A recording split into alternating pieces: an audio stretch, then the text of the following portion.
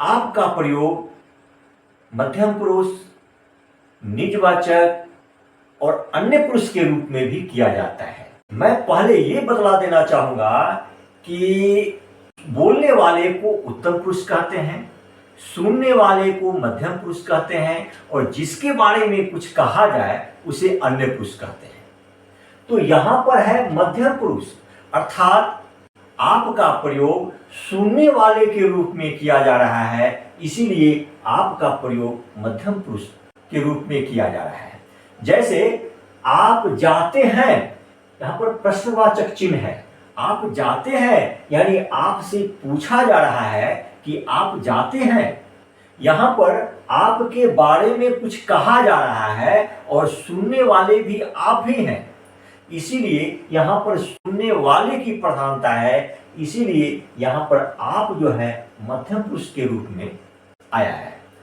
और आपके साथ यहां देखिए है पे अनुस्वार का प्रयोग किया गया है, अर्थात आपके साथ बहुवचन क्रिया का प्रयोग किया जाता है, चाहे वह स्त्रीलिंग रूप में हो या पुल्लिंग रूप में हो, लेकिन आपके साथ आने वाली क्रिया बहुवचन रूप में होती है। उसीलिए यहां पर दिया है आप जाते हैं। अब यहां वाक्य देखिए, आप पढ़ते हैं, यहां पर विस्मयादि बोधक चिन्ह है, अर्थात आश्चर्य किया जा रहा है कि आप पढ़ते हैं। यहां पर भी आपके बारे में ही कुछ कहा जा रहा है और सुनने वाले भी आप ही हैं, इसीलिए यहां पर सुनने वालों की प्रधानता है, इसीलिए यहां पर आप जो है यह मध्यम पुरुष है। और यहां पर भी देखिए कि आप पढ़ते हैं, क्रिया के साथ है में अनुस्वार का प्रयोग किया गया है, अर्थात साबित हो रहा है कि ये क्रिया जो है सो बहुवचन रूप में। चूंकि ये आप जो है इसका प्रयोग एक वचन में किया जाता है, किंतु इसके साथ आने वाली क्रिया बहुवचन रूप में होती है।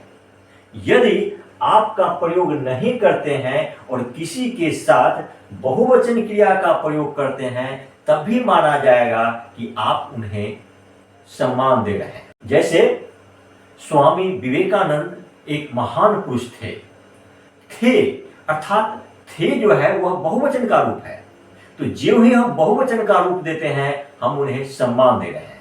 वहां पर तो आपका प्रयोग नहीं करते हैं, लेकिन क्रिया का बहुवचन रूप देते हैं और तब उन्हें हम सम्मान दे रहे हैं। तो इस प्रकार हम ये देखते हैं कि आपका प्रयोग मध्यम पुरुष के रूप में किया जाता है। अब यहां पर देखिए निजवाचक के रूप में आपका प्रयोग निजवाचक के भी रूप में किया जाता है।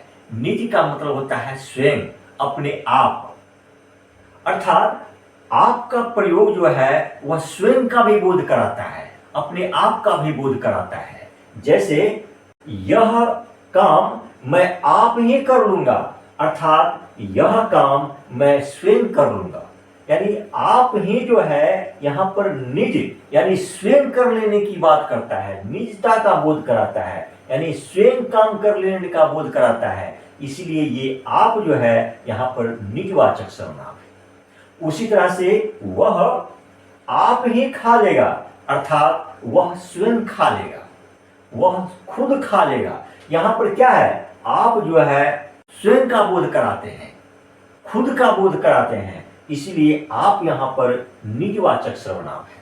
अब आपका प्रयोग अन्य पुरुष के रूप में भी किया जाता है। अन्य पुरुष कहते हैं कि जिसके बारे में कुछ कहा जाए उसे अन्य पुरुष कहते हैं।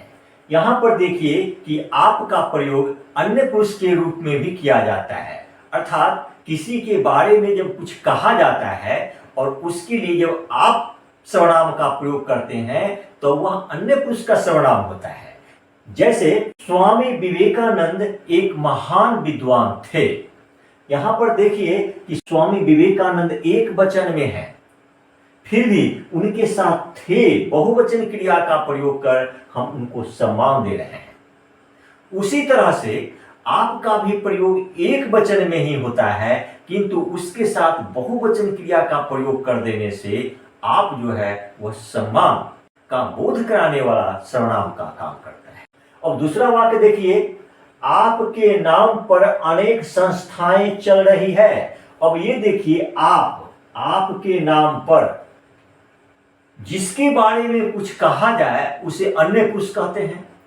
तो आपके नाम पर अर्थात स्वामी विवेकानंद के बारे में कुछ कहा जा रहा है, इसीलिए आप यहां पर जो है अन्य पुरुष का काम कर रहे हैं। स्वामी विवेकानंद न बोलने वाले हैं न सुनने वाले हैं, अर्थात स्वामी विवेकानंद के बारे में कुछ कहा जा रहा है और उनके लिए आप सर्वनाम का प्रयोग कर रहे हैं, इसीलिए यहां पर आप जो है अन्य पुरुष के सर्वनाम है।